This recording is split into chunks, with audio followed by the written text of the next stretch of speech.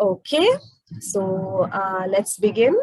We will start with a little prayer. I'll be sharing the screen with you all for the prayer. So you can also follow along if you feel like, all right? Hope you all can see the prayer here. You can please chant along with me.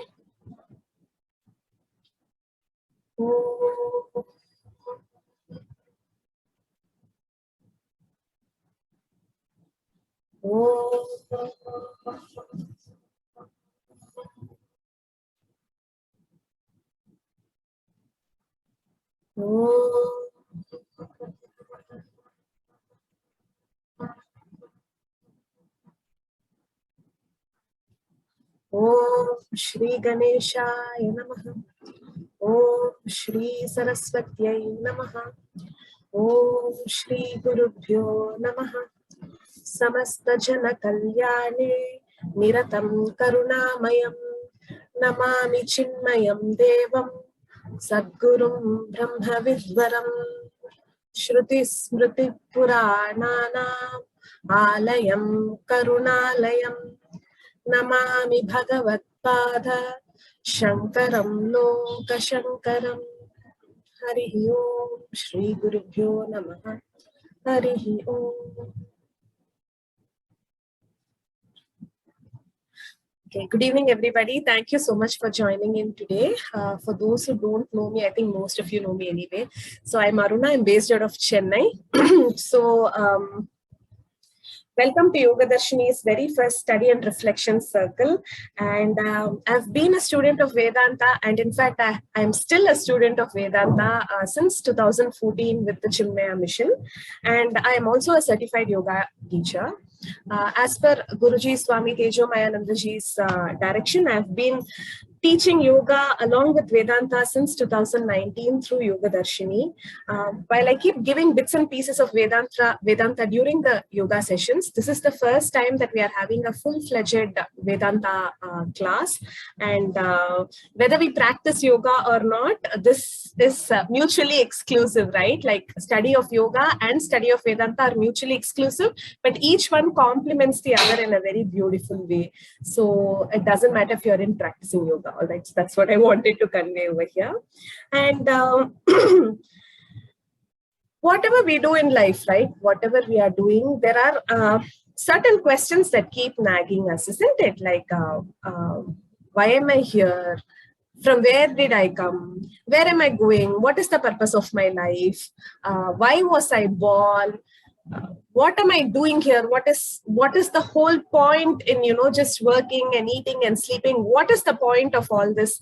This question is always there within every one of us, but it doesn't always surface out, isn't it? It comes out especially when things aren't going well for us. So, but this question is there inside all of us, and whether we are aware of it or not, we are seeking answers for these questions, isn't it?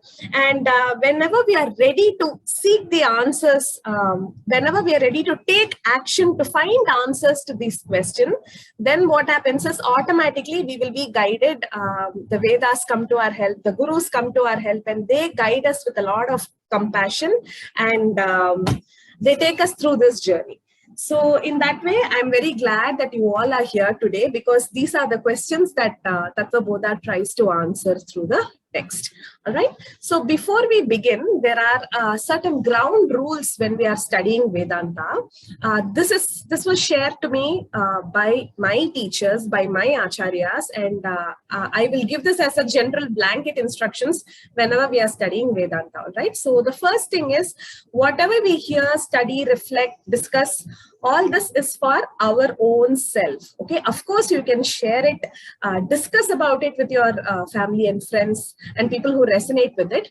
But the teachings are for our own application. You can't force it or impose it on anybody else, because only when people are ready, this will make sense to them, right? Otherwise, it'll really not work, and it'll cause a lot of dissonance. So whatever we are doing here is only for ourselves. That's the first ground rule. Second thing is reflection, right? It's not, see, there is tons of materials available here, especially now that we all are so conversant with online classes. We have a lot of online discourses, YouTube sessions, podcasts, so many ebooks, everything is available for us. But it is not enough if we just hear it or if we just read it, right? We have to really process these ideas. We have to mentally chew upon it and digest it and make these our own ideas, isn't it? It has to go through us. So as Gurudev says, it's not enough if you go through Gita, the Gita should go through you, right? So this, whatever we are studying and learning here, should be assimilated by us. So for that, reflection is very important. Third thing is trying to find some time to be alone. So I'm not using the word meditation here, but really just some time away from gadgets, away from doing anything and just being, because only when we find a little bit of time to be by ourselves, our intuition will start kicking in. So many doubts will come up. Oh, like, okay, so we read this in the class, but is it really that way? Is this how it works? What if it is like this? All these kind of thoughts will start coming only when we have the time to be with our thoughts, isn't it? Otherwise, the mind is constantly distracted. So try to find a little bit of alone time so that you get to do the reflection of whatever we are studying here. And the fourth thing, most important, is have faith and patience. Okay.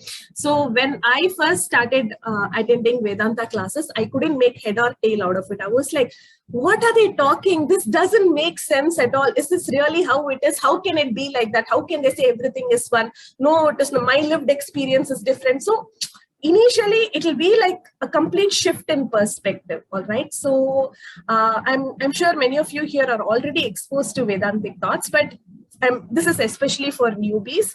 So please have patience and please have faith. Okay. So even though my teachers were trying to explain things to me over and over again in so many different ways, I still wasn't convinced. But the more I was able to reflect, the more I was able to chew upon all these ideas, the more I got clarity. And that took a little bit of time. Okay. So have faith, have patience, pursue this. Don't just drop it off, because it doesn't make sense to you in the beginning. All right. So these are the 4 important points that I thought I should tell upfront. So with this, we will dive straight into the introduction of the book. All right. So Tattvabodha is written by Bhagwan Sri Adi Shankaracharya, and Adi Shankaracharya needs no introduction. Right? So the work that he has done in his 32 years of life is something so phenomenal that only an Avatara Purusha can do. So if we were to talk about him, our lifetime won't be enough. So he needs no introduction.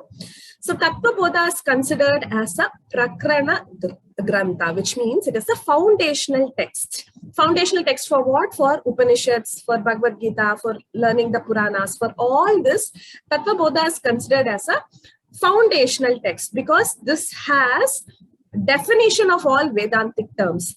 So if you notice in most of the Upanishads, even in Bhagavad Gita, some terms are technical. And Tattvabodha gives us the meaning of all these technical terms. All right. So before studying all these texts, if we are able to go through Tattvabodha and the next of the prakarna granthas, Atmabodha, if we are able to go through it, we will get a lot of clarity and it becomes easier for us to assimilate all those ideas. All right. But having said that, even though Tattvabodha is considered as a beginner's text, if we study this with full concentration, if we are able to apply these ideas in our everyday life, this one text is enough for us to have a spiritual unfoldment in our life. Okay, so it's a very, very beautiful text. And the format of this text is, it is in the form of question and answers. So Adi Shankaracharya will ask a question and he will give an explanation to that question. And all the answers will be like 2-mark answers only, okay? Very precise, concise, and to the point. He doesn't believe in 16-mark answers, only 2-mark answers, okay? So very short and sweet question and answer format is how this book is written, all right? So that is a little bit about it. And what does this book cover? What is going to be the subject? I told you it's going to be the definition of various Vedantic terms, but in essence, it's going to cover what are all the qualifications required for a student and what is the it is going to discuss about the jiva, that is the individual, the I. It is going to discuss about the jagat, the world, and it is going to discuss about the creator, the Ishvara. So jiva, jagat, and Ishvara, and it is going to explain the essence of these three aspects and also the relation between the three. So 4 things are mainly covered: about the qualifications required for the students, the jiva, jagat, Ishvara, and the relation between the three. So this is what this book is going to cover. So let us start with the first verse. Let me share the screen again here. Yes.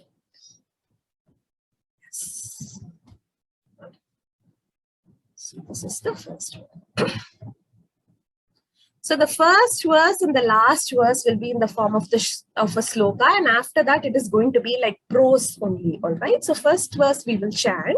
We will chant it twice. All right. Om Vasudevendra Yogindram Natva Jnana Pradam Gurum Mumukshunam Hitartaya Tattvabodho Bhidhiyate. Let's chant one more time. Om Vasudevendra Yogindram Natva Jnana Pradam Gurum Mumukshunam Hitarthaya Tattvabodho Bhidhiyate. So this is the first verse. So the meaning of the first verse is: having saluted to Sri Vasudevendra, the king of yogis, and the Guru, who is the bestower of knowledge, Tattvabodha is expounded for the benefit of seekers. So this is what this verse means. Let me tell it one more time. Having saluted to Sri Vasudevendra, the king of yogis, the Guru, who is the bestower of knowledge, Tattvabodha is expounded for the benefit of all seekers. All right, so let's just see a little bit more about this verse in detail. So Vasudevendra is, obviously it means Lord Krishna, who is born as the son to Vasudeva and Devaki. But here Vasudevendra also means the consciousness that is pulsating in every single being in this creation. All right, so that is the meaning. Yogendra is, Krishna is also called as the king of all yogis. Like yogis means not just people who do asana practice, but people who are in union with their self. All right, so Lord Krishna, who is ever established in his own self, is called as the king of yogis. So he is offering, Bhagwan Sri Adi Shankaracharya is offering salutations to Lord Krishna. And by talking about Vasudevendra, he is also indirectly offering salutations to his guru, whose name is Govinda Padacharya. All right, so that is the thing. And Jnana Pradam Guru. So God, okay, God has, more than the God, whenever we talk about knowledge, it is about the guru, right? And in today's world, we use the word guru very loosely, right? Everybody is a guru, management guru, marketing guru, this guru, that guru. But guru itself is a very, very heavy word.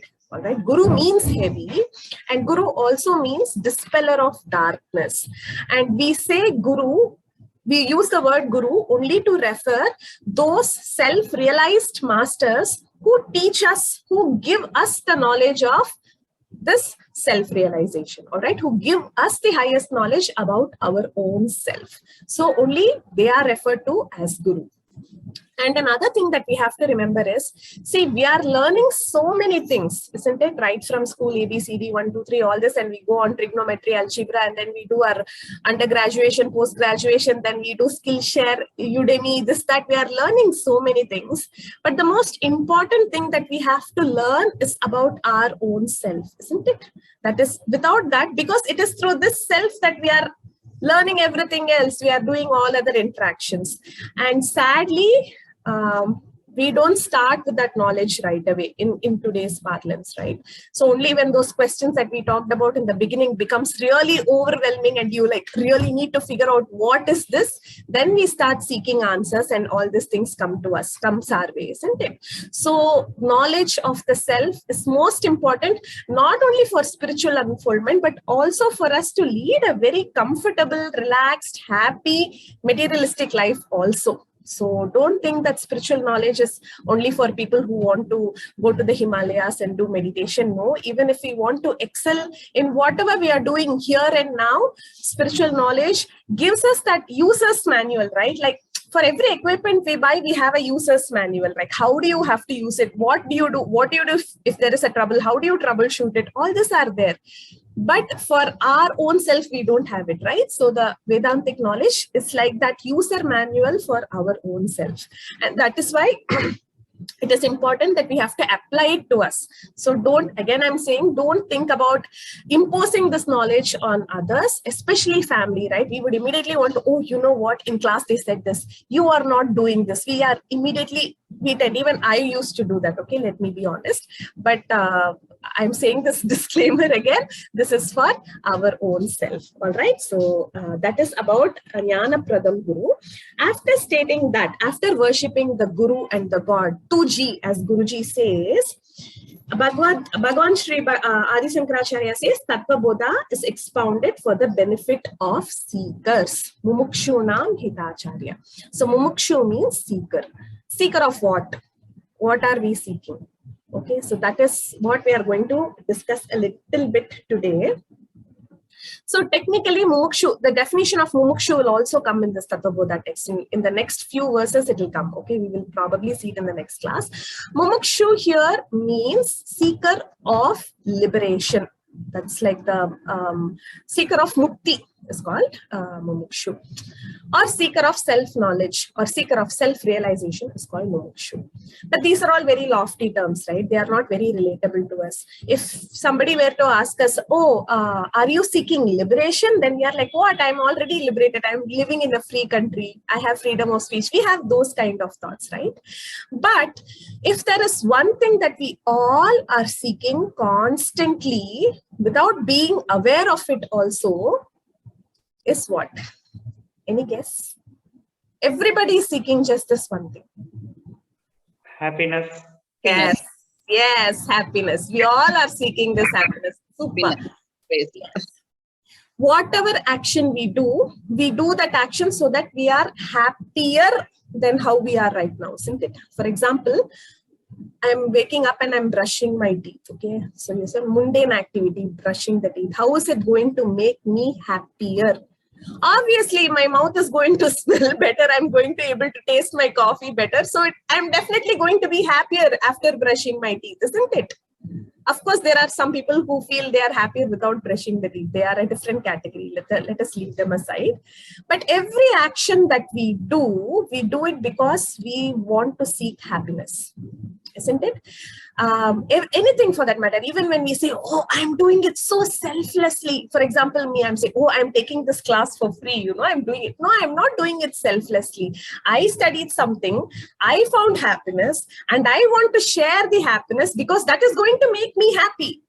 If you all become happy, that's going to make me happy. So ultimately, whatever I do it only for my own happiness. No matter however we put whatever story we spin around it.